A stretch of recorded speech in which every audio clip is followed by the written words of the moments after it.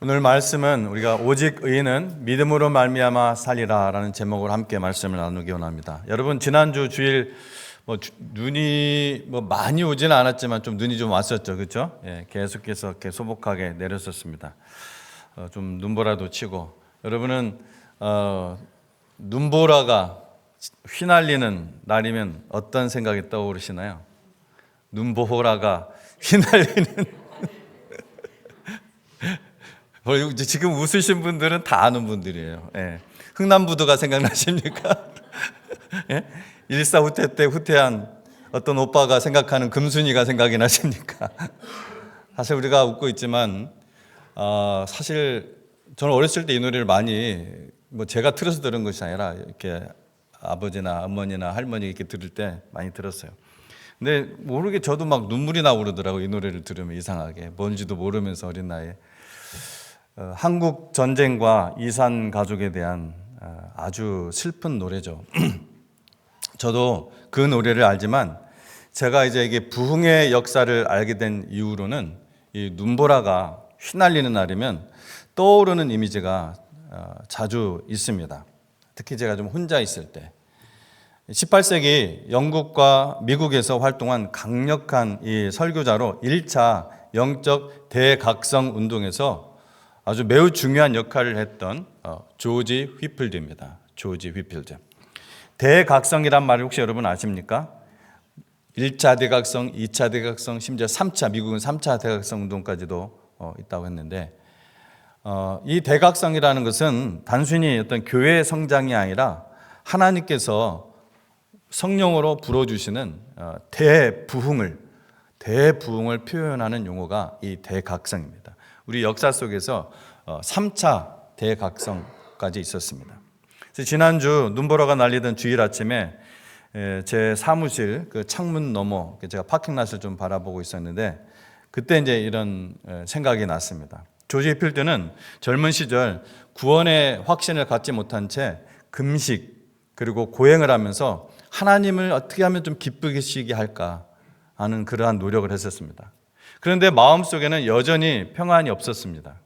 그러던 중 그는 한겨울 영국의 그 매서운 추위와 폭설에 가까운 눈보라가 치던 날 알더스 게이트 자꾸 저는 스케이트라고 하는 습관이 있어요. 알더스 게이트 스트리트 이 근처에 아주 작은 예배당에 참석하게 됩니다. 언제요? 눈보라가 치던 날. 그 설교자는 루터의 로마서 서문을 낭독하면서 오직 믿음으로 의롭게 되는 복음의 핵심 메시지를 전했습니다. 그 친한 친구가 웨슬리였는데요. 사실 웨슬리 이 친구가 이쪽으로 해서 권해서 갔던 거예요. 먼저 이 웨슬리가 와서 여기서 그 로마서 서문을 똑같았어요. 로마서 서문 설교를 듣다가 그러한 경험을 했던 거예요. 근데 똑같이 이 존 휘필드도 이 똑같은 그 작은 그 교회에 와서 이 로마서 서문 설교를 듣다가 마치 불덩이가 가슴에 내려앉는 것처럼 아주 이상하고도 큰 은혜를 경험했다고 합니다. 그는 자신의 죄를 깨닫고 회개하면서 예수 그리스도의 사랑에 비로소 감격을 했습니다. 그냥 머리로만 알고 있던, 지적으로만 알고 있던 그런 것이 아니라 온 영혼이 그냥 체험되어지는 마치 온몸에 전기가 흐르는 듯한 그런 강렬한 체험이었습니다. 휘필드는 그 자리에서 쓰러져 통곡하며 회개했고 이전과는 전혀 다른 새로운 삶으로 거듭났습니다. 그때 그는 그동안 읽고 자기가 배우고 또 연구하던 그 복음, 오직 예수 그리스도의 은혜로 구원받는다는 그 복음을 깊이 이해하게 됩니다. 그는 구원의 확신을 얻게 되었고 그날을 자신의 참된 회심의 날로 기억을 했습니다. 여러분 제가 말하는 것은 이건 단순히 여러분 머리로 지적으로 아는 그 수준이 아닙니다. 여러분이 이렇게 하면 구원받습니다. 예, 믿겠습니다. 그 수준이 아니에요. 저도 이와 비슷한 신기한 심령의 그러한 각성을 제가 고등학교 때 체험한 적이 있기 때문에 특별히 교회에서 눈보라가 휘날리는 것을 보게 되면 제가 종종 그렇게 흥분이 되곤 합니다. 소망도 막 갖게 되고 흥분이 돼요. 이 존 웨슬리 그리고 조지 휘필드의 회심을 일으켰던 로마서 서문의 핵심 본문이 바로 오늘 우리가 읽었던 로마서 1장 16절 그리고 17절입니다. 내가 복음을 부끄러워하지 아니하노니 이 복음은 모든 믿는 자에게 구원을 주시는 하나님의 능력이 됩니다. 먼저는 유대인에게요 그리고 헬라인에게로다. 복음에는 하나님의 의가 나타나서 믿음으로 믿음에 이르게 하나니 기록된 바 오직 의인은 믿음으로 말미암아 살리라 함과 같으니라. 그래서 오늘 우리는 이 신칭이 오직 믿음으로 의롭게 된다는 뜻이죠. 이 신칭이 오직 믿음으로 의롭게 되는 것에 대해서 깊이 묵상하려고 합니다. 16세기 마르틴 루터, 여러분 잘 아시죠? 소위 종교개혁을 했던, 엄밀히 얘기하면 제가 할 때는 교회개혁이라고 보는데 16세기 이 마르틴 루터는 캐톨릭의 수도사였어요. 그 캐톨릭의 수도사로서 경건한 삶을 살기 위해서 그야말로 최선을 다했습니다. 사람으로서 할 수 있는 모든 노력을 다 기울였어요.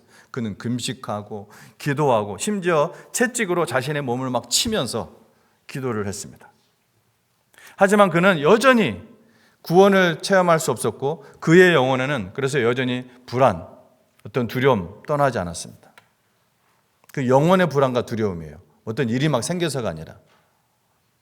루터는 1510년 수도사로서 로마 순례를 떠납니다. 그는 캐톨릭 교회의 가르침에 따라 자신의 죄를 씻고 또 이제 구원을 얻기 위해서 여러 가지 캐톨릭 고행을 하잖아요. 여러 가지 고행을 하기로 결심을 해요. 특히 로마의 성 요한 성당에 있는 성스러운 계단, 산타 스칼라, 이 성스러운 계단을 무릎으로 기어 올라가며 기도를 드리는 그런 의식을 하게 돼요. 그걸 통해서 자기가 구원을 체험을 하고 싶어서. 그런데 루터는 그 계단을 그렇게 무릎으로 기어 올라가면서 갑자기 큰 충격을 받았습니다. 그는 이것이 정말로 구원을 받을 방법인가? 그러한 강력한 의문이 그에게 든 거예요. 그가 그동안 했던 모든 고행들이 과연 이것이 나에게 구원을 주는 그러한 과정인가? 그런 충격들이 막 자기에게 몰려온 거예요. 그래서 이 경험은 그에게 고행과 선행만으로는 구원받을 수 없다는 사실을 깨닫게 해주는 그런 중요한 순간이었습니다. 그는 이 경험을 계기로 믿음으로 구원을 받는 이 교리에 대해서 깊이 고민하게 되었고 성경을 읽으면서 연구하던 중에 바로 이 로마서 1장 16절, 17절, 특별히 로마서 1장 17절에 부딪혀서 하나님의 구원의 은혜를 체험하게 됩니다. 오직 의인은 믿음으로 말미암아 살리라. 오직 의인은 믿음으로 말미암아 살리라.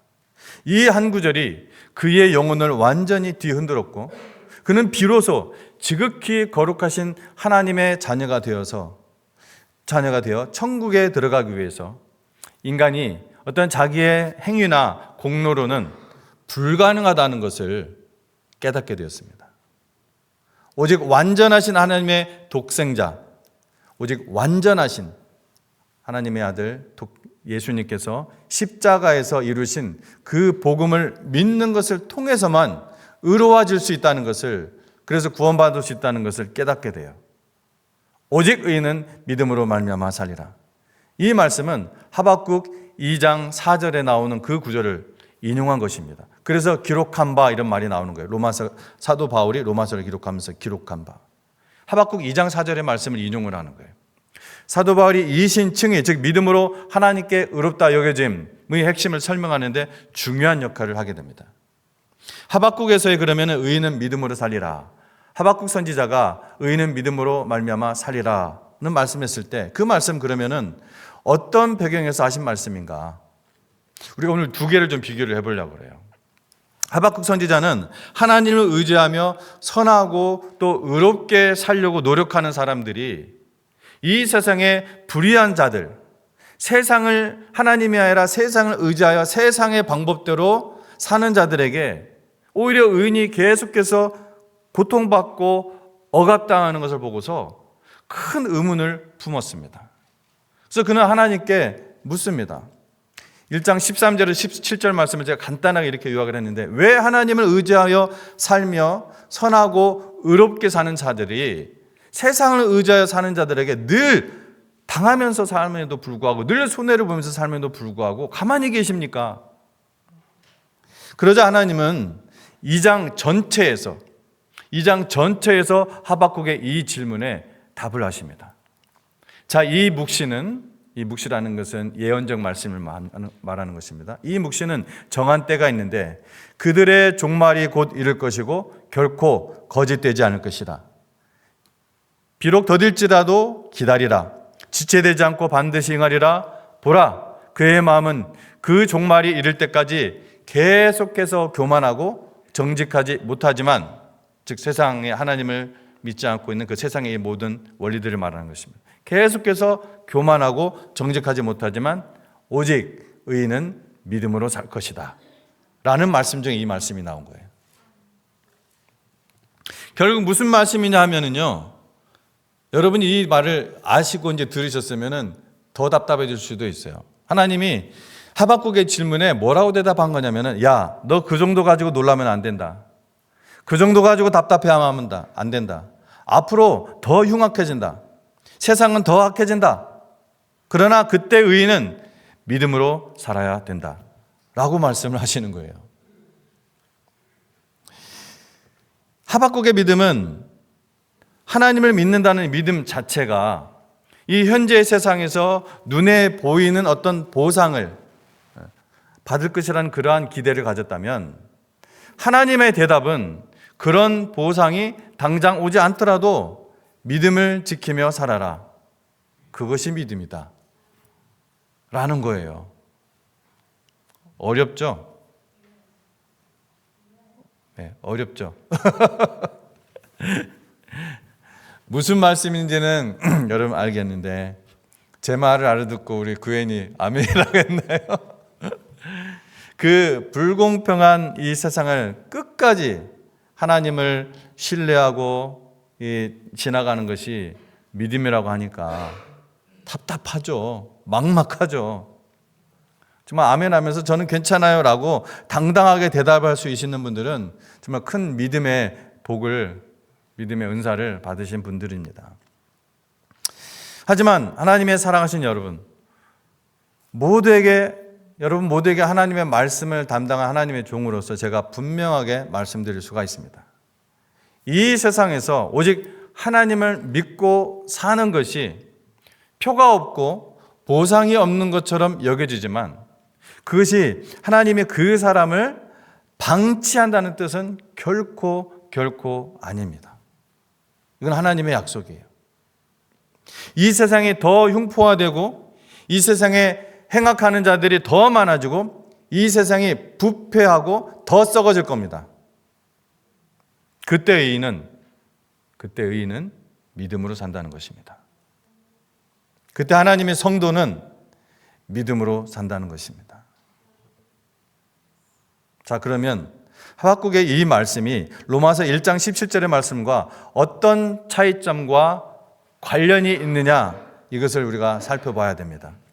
하박국의 질문은 하나님을 믿는 사람에게 왜 이러한 고난이 계속되는가, 우리 누구나 할 수 있는 그러한 질문을 던지었고, 하나님의 대답은 의인은 믿음으로 살아야 한다는 것이었습니다. 하박국은 믿음을 통해 하나님을 의지하되 그 믿음의 표로서 내가 하나님 믿으니까 이 세상에서의 보상, 이 세상의 도움, 하나님의 즉각적인 어떤 개입을 기대했습니다. 하지만 하나님은 그에게 즉각적인 보상은 없을지라도 믿음을 가지고 살라 하셨습니다. 즉 믿음으로 살아가는 것이 의인의 삶이라는 것이에요. 반면 로마서 1장 17절 의인은 믿음으로 살리라는 그 바로 앞구절 우리가 읽었습니다. 그 바로 앞구절인 16절, 이 복음은 모든 믿는 자에게 구원을 주시는 하나님의 능력이 됨이라, 이 말씀과 하나로 묶어서 이해해야 하는 말씀입니다. 여기서 완성이 되는 거예요. 신약에서 바로 이렇게 바울은 이렇게 설명하는 거예요. 예수 그리스도께서 십자가에서 우리의 죄를 대신하여 죽으신 것, 그리고 3일 후에 부활하사 능력으로 하나님의 독생자로서 선포되신 것이 바로 그것이 굿뉴스이다. 그것이 바로 복음이다. 모든 사람이 죄인이기 때문에 죄를 짓는 것이고 그 죄 때문에 영원한 사망의 선고를 받은 상태이다.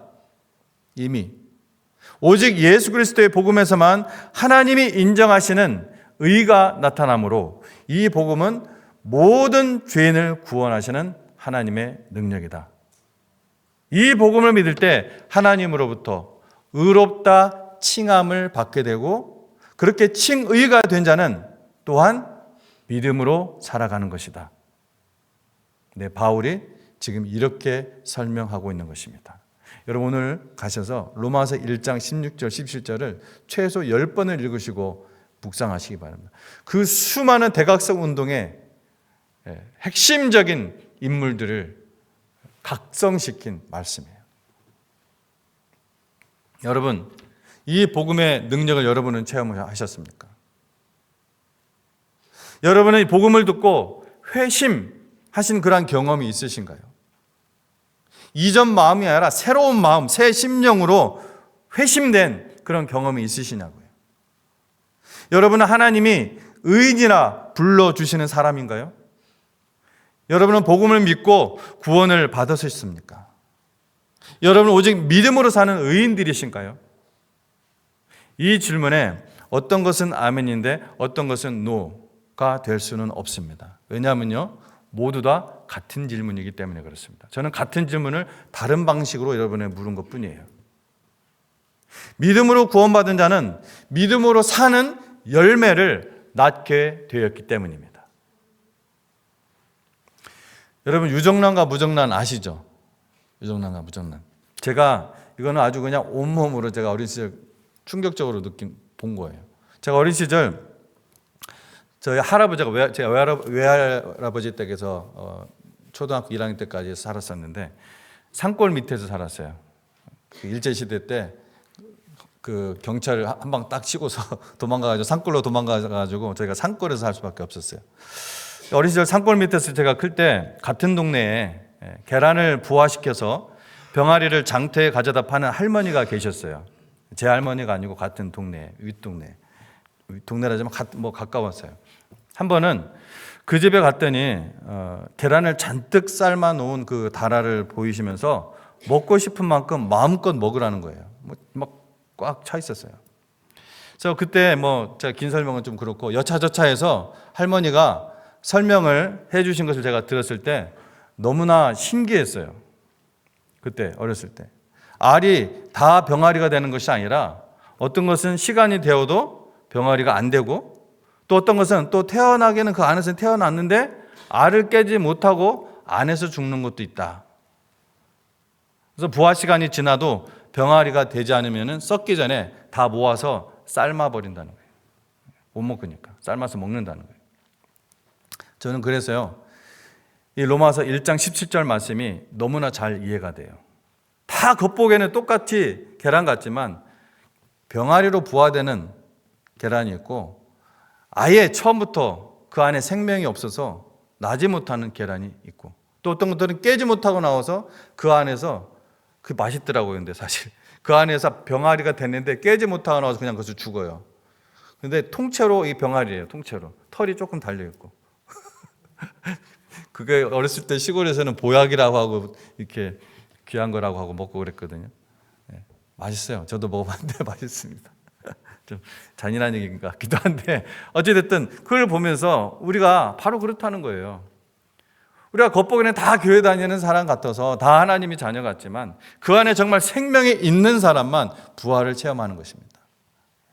이게 로마서 1장 16절 17절 말씀 때문에 몸부림을 치면서 애썼던 구원에 대한 그러한 교리를 깨달은 바로 앞서간 그런 대각성 운동했던 핵심 인물들이에요. 그 복음이 그래서 확 하나님이 그 깨달은 자들을 사용하셔서 전 세계의 대각성 운동을, 우리나라도 마찬가지죠. 평양 대부흥동 운동이 바로 대각성 운동이었습니다.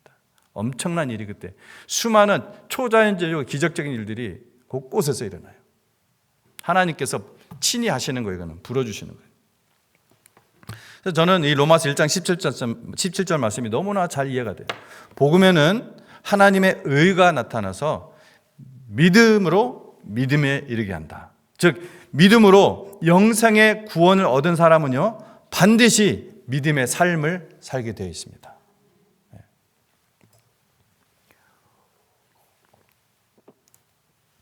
오직 의인은 믿음으로 말미암아 살리라. 매우 어둡고 타락한 세상 속에서 이 택한 영혼들을 구원하시기 위해서 이 말씀으로 심령의 불을 붙여주신 사람들이 바로 존 웨슬리였고 조지 위필들 같은 그러한 사람들이었고, 미국은 이제 무디 그런 분들도 있죠.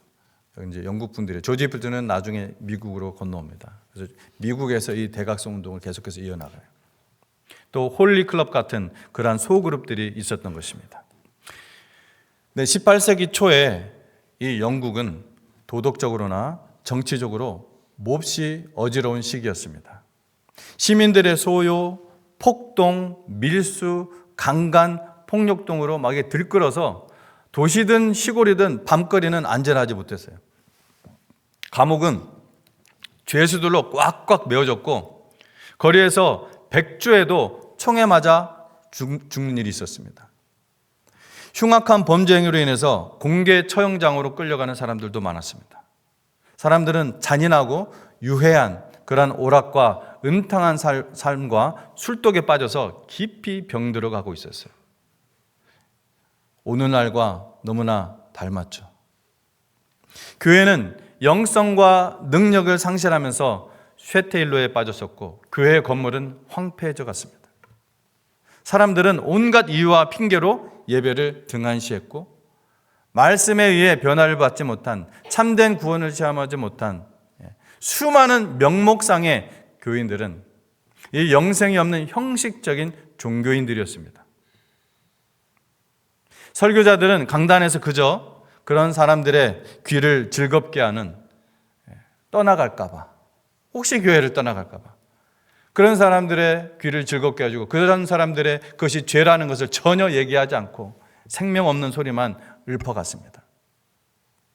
이와 같이 교회가 또다시 종교개혁 이전, 마르틴 루터가 종교개혁을 했었잖아요.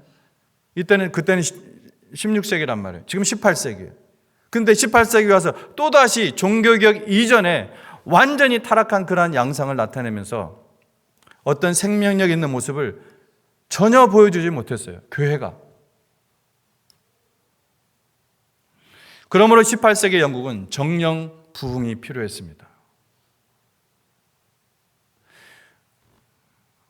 그때가 더 타락했던 것 같아요. 근데 지금 저희 오늘날 이 시대가 교회를 바라볼 때 세상을 바라볼 필요 없고 교회를 바라볼 때 교회라는 그러니까 간판을 걸고 있는 것을 볼 때 지금 교회가 그렇게 생명력이 없고 교회가 세상의 풍조, 세상의 사상 거기에 그대로 휩쓸려가는 모습들을 보면서 지금 그렇게 되어가고 있구나 이런 고민을 하게 됩니다.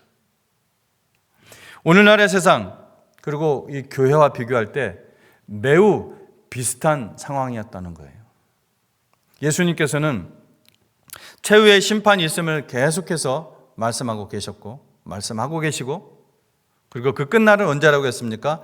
땅끝까지 복음이 선포되고 주님의 교회가 세워지는 날이라고 말씀을 하셨습니다.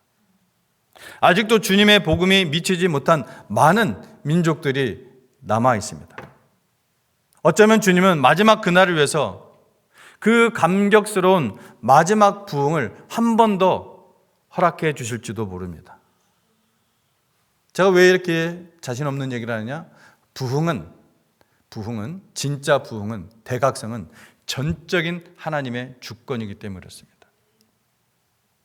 전적인 하나님의 주권이시지만 저는 그 대각성을 위해 오늘 여기에 모인 작은 무리들이 간절히 사모하며 진정한 회심과 영생의 삶을 체험하기 원합니다. 영혼을 각성시킨 그 놀랍고 감격 넘치는 부흥은 여러분 언제든지 부흥의 역사를 보면 언제든지 아주 작은 소그룹에서부터 시작되었습니다. 전혀 알지 못했던, 전혀 서포트라이트를 받지 못했던 어떤 그 작은 곳에서 일어났어요. 거기서 시작이 됐어요. 그 불길이. 우리 교회 안에 있는 목장들, 작은 성경 공부 모임들, 또 기도팀들 있습니다. 그것들 중에서 어느 한 곳에서라도 그런 불씨가 일어나서 온 교회에